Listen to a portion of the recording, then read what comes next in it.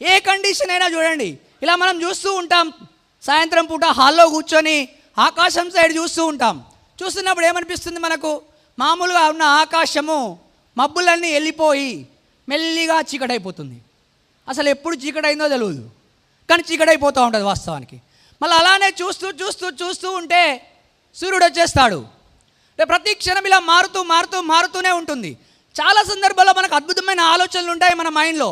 చేద్దాంలే చేద్దాంలే చేద్దాంలే చేద్దాంలే అని ఆలోచిస్తూ కూర్చుంటే అక్కడే ఉండిపోతావు. చేస్తూ చేస్తూ చేస్తూ ఉంటే చేస్తూ చేస్తూ చేస్తూ ఉంటే చూస్తుండగానే మన జీవితాలు మారిపోతూ ఉంటాయి. అరే ఆయన ఏంట్రా బాబు అప్పుడే సక్సెస్ అయిపోయాడు, ఆ అమ్మాయి ఏంది అంత గొప్పగా ఉద్యోగం సాధించింది. ఎలా సాధించింది ఉద్యోగం? ఒక రోజులో వచ్చిందా? ఒక నెలలో వచ్చిందా? ఒక సంవత్సరంలో వచ్చిందా?